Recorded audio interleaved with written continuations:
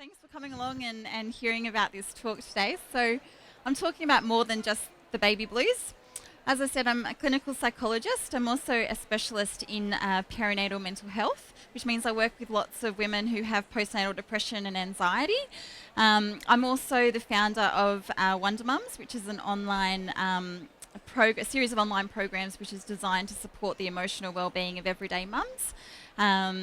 And I'm also a mum of 3 young boys. So I've got William, who is 6, and I've got my 2-year-old twin boys, George and Henry, who are 4 years. So I know from personal experience as well how challenging this time in your life can actually be.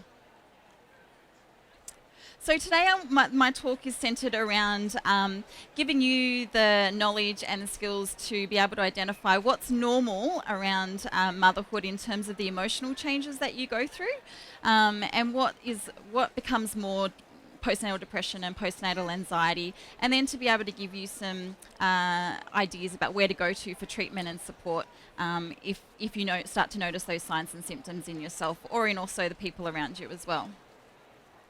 So why is this important? Well, we know that there are some emotional adjustments that are expected and are considered normal during motherhood, but sometimes it becomes more than just this, and this can have a significant impact on the mother who's going through those symptoms and experiencing those symptoms on a day-to-day basis. It can also have a really big impact on the baby and the bond that starts to develop between the mother and the baby as well. So it becomes really important to identify this early so that we can work with the mum and work with the baby on learning how to bond again. And it also impacts on the partner, family members, friends who have to watch that loved one go through depression and anxiety and who often feel helpless and don't know how to help. And it puts a lot of strain on the marital relationship as well. So it becomes really important to be able to identify this stuff early on and get you into the right pathways of support. The other reason why it's important to be able to know the signs and symptoms of depression and anxiety in the postnatal period is just because there are so many treatments and supports out there available that are actually really effective. And what you'll find is you'll get lots of mums who, carry on in day to day and don't actually don't recognise the symptoms in themselves and don't actually seek the support that they need, and which will actually really help them to be able to adapt to that time in their lives. It's really important to remember, and this is for family members mostly and to partners as well, is that outside appearances don't actually tell us much. And what mums are really good at doing is putting on their face to the outside world, and then going behind closed doors they often fall apart or show a different side to their partner. So the other thing to remember is that even people with postnatal depression and anxiety can have their good days, and they can present their happy self to the outside world. So the other thing to remember, and this is also really important for partners and families and friends, is that mums are not very good at asking for help. So there's lots of barriers to help seeking, whether they think that they need to be the perfect mum and they need to feel like they've got it all together, whether they feel like they don't even know the signs and symptoms, so they don't even know that what they're feeling is beyond what every other mother might be feeling. They might not know where to actually get the help, or there might be financial concerns as well. So there's a whole heap of barriers around help seeking, which also prevent women from seeking out and getting the help that they need. So it becomes really important for the people around them to be able to start to communicate to them their concerns and to try and get them into the right line of treatment. So what we have up here is what we call the continuum of perinatal stress. So you'll see down the bottom there's different levels of stress that we can experience during the postnatal period. So we've got the baby blues and normal adjustment issues through motherhood. And these are very normal experiences that a majority of mums will go through. And then moving up the scale, we've got postnatal depression and anxiety. And then right at the end of the scale there, we've got postnatal psychosis, which is a more rare form of emotional distress during pregnancy, but it can still happen. So what we'll see is that there's a baseline level of stress there, is that every new mum, we go through lots of changes and we go through lots of things that are unfamiliar to us.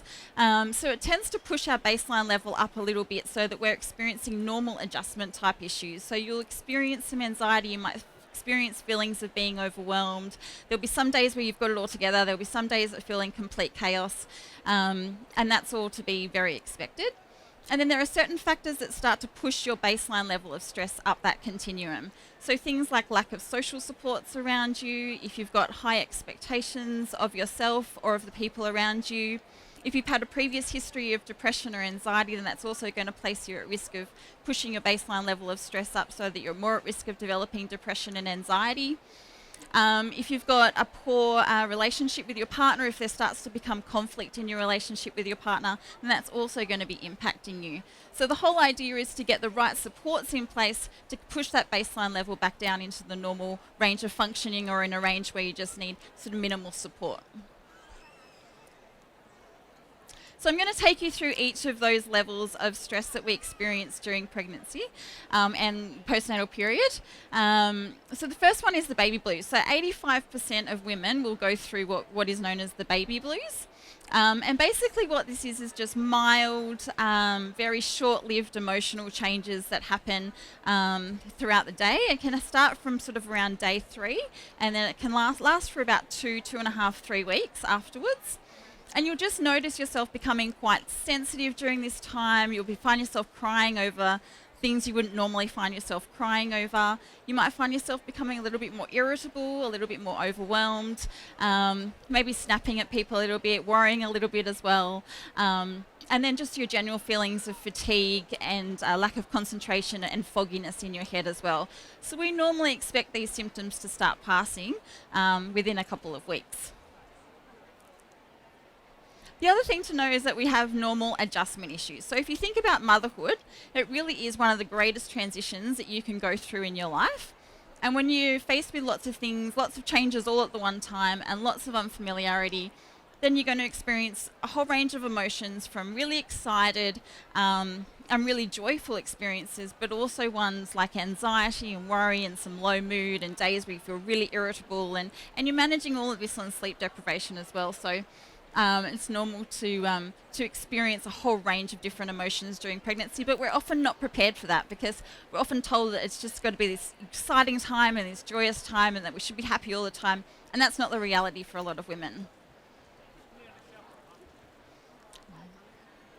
So then we move on to postnatal depression. So the difference between that normal adjustment and when you're talking about more postnatal depression and anxiety is that the symptoms are usually quite intense and severe, and they usually start impacting your daily functioning. So you struggle to get out a lot more. When you do go out, it exhausts you a lot more. You lack interest in things that you would previously have gained a lot of interest from. Sometimes you might struggle to have very positive feelings towards your baby, and it starts to interfere in terms of the bonding that you develop with your baby. You'll start, even though there's lots of mums that go through sleep deprivation, you'll also experience sleep disturbances that are unrelated to the demands of the baby. So you'll find yourself that even when the baby's sleeping, you'll struggle to fall asleep, or maybe you'll want to sleep all the time, and then it puts a lot of strain on all your family members and your partner as well, in order to step in and help support you during that time. You might find yourself just wanting to withdraw from everyone, stay home, not want to see anyone. And then you might also start to experience thoughts of harm to yourself and thoughts of harm to your baby as well, and it becomes really important then to get appropriate supports. So postnatal anxiety is just as common as postnatal depression. It might even be more common than postnatal depression.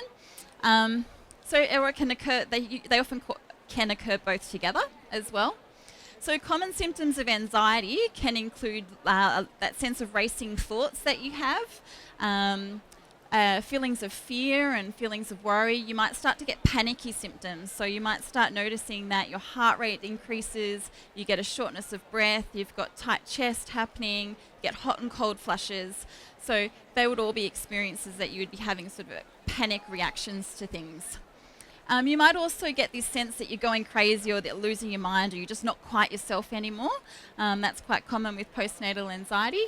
And then there's also this difficulty of just being on edge, irritable and snappy as well, which suggests that you might be having a tough time. Postnatal anxiety is also related around to, you might experience intrusive thoughts. So you might have thoughts that someone's trying to harm your baby, or sometimes images as well. So just sometimes very disturbing images that people get. Sometimes that can be normal, but in anxiety you're getting more of it, and they can be, you can feel like you've got no control over those. You'll also start to do a lot more checking type behaviours, so you might start checking on your baby a lot more. You might start seeking reassurance from the people around you that you're doing a good enough job, or you might just find yourself avoiding everything to do with your baby or everything to do with anybody else outside of the family home. Further down the continuum, and as I said, postnatal psychosis is quite rare, but it does happen in approximately 1 in every 1,000 people, in 1,000 women. And what this is quite severe and distressing changes in mood and behaviour and perceptions. So it usually begins within the first 48 hours after giving birth, but it can also occur, up to 12 weeks post-birth. And symptoms usually include this feeling of having a lot of energy or being quite agitated, so not actually being able to quieten down and calm yourself down. They can also get quite odd and irrational beliefs, so this sense of that someone's trying to harm their baby, and it can be really hard to challenge that belief in somebody who's having postnatal psychosis. They believe it with their whole heart that this is what's happening, and it can be hard to challenge that and break that down. They can also get really highs and real lows. So during their highs, they might start experiencing perceptual changes. They might start seeing things that aren't there. They might start having odd beliefs that start happening as well. And then they'll usually be followed by a crash in mood as well. So you'll start becoming very depressed, having thoughts about harming themselves, having thoughts about harming their baby or any other children that might be in their care. So if somebody is experiencing postnatal psychosis, it is absolutely important to get treatment for them straight away, because it becomes a real risk to the mum and a real risk to their baby. And treatment for that usually involves going on a form of medication, going into sometimes a mother-baby unit, and once the symptoms have stabilised a little bit, getting into psychological treatment to help the mother and the baby start bonding again, and to give the mum some skills to build up their resilience again.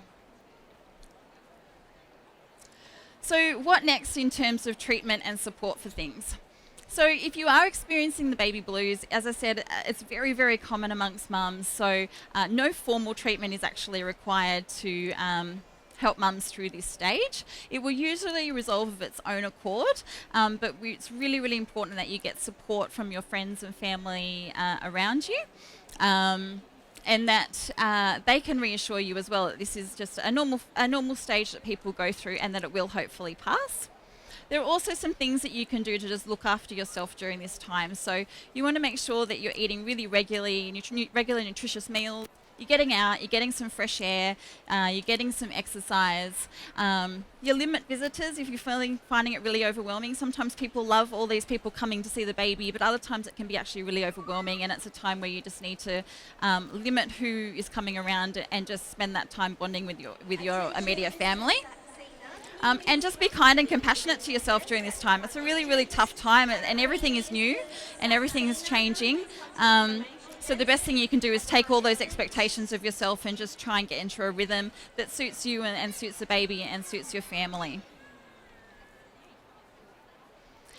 In terms of normal adjustment to motherhood, sometimes people will go and seek out formal treatment during this time. I've seen lots of women who are struggling with certain aspects of motherhood who don't necessarily have depression or anxiety, but who do benefit from actually just talking it out and speaking to someone.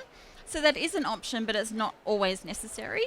There are other options available to you as well. So there's online programs that are available out there to give you the skills to best navigate those challenges during that time. There's also things that you can do yourself, so making sure that you've got lots of supports around you, making sure that you're focusing on your lifestyle again. So we need to have really good lifestyle foundations in order to build a really good emotional well-being. So you need to focus on exercising, eating well, managing the sleep disturbance as much as you can, and getting the help from other people around you. And then it's also about managing your mindset as well. So really trying to reduce the high expectations that you're placing on yourself and also of the people around you. and just getting into that self-compassionate voice and trying to create a structure and routine for you and your child that kind of works for you. When we talk about postnatal depression or anxiety, the best thing that you can do when you first start to notice the signs and symptoms in yourself or in the people around you is to get them to go and talk to their GP or other healthcare professional. It could be an early childhood health nurse, it could be a midwife, anyone that can talk you through it and be a supportive ear, but also who can direct you into the right form of support if you do need further psychological treatment. So the other treatments that are available is psychological treatments. So things like cognitive behavioural therapy will usually be recommended, and it can be really effective. Sometimes medication is needed, and that's something to talk about with the GP if that's what's required. And sometimes a combination of both CBT and of medication works really well for people. Psychological treatment for postnatal depression and anxiety is really, really effective. So I can't emphasize it enough that if you are noticing the signs and symptoms, go and see your GP and get into the right pathways of support. There's also other things out there as well. So there's various support groups. There are either online, face-to-face. There's various Facebook groups as well. And just get a supportive network around you from as many sources as you can, because you actually just can't get through that period if you're not having these symptoms and signs by yourself.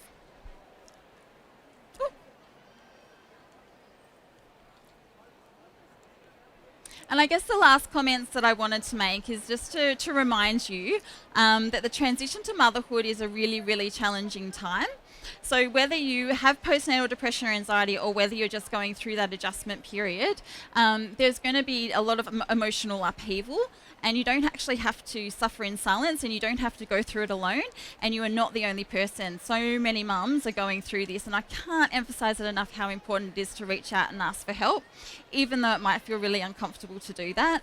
It's just really important to know when it's normal and when you might need more professional assistance as well. So if you have any questions, feel free to come up and ask me, or come over and visit us over at the WONDERMUMS stand, and I'll be more than happy to talk to you all about it and to answer any questions or concerns that you might have. Yeah. Sorry, is this a question or? Yeah, hi. So are women usually aware that they go through a tough period and seek for help proactively, or is it usually their partners who help them and push them? So what's the usual way?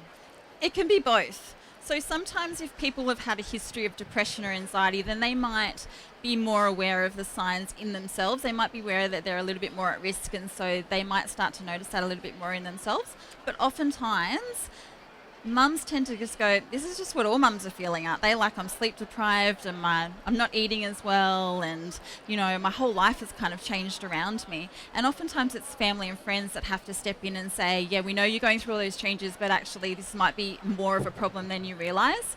And I always think that even if you have just a small amount of doubt, there is absolutely no harm in going to your GP and just having a chat with them, or going to your early childhood nurse and just having a chat to them, because they can support you through it, and they can let you know whether they think there might be more of a problem than there is.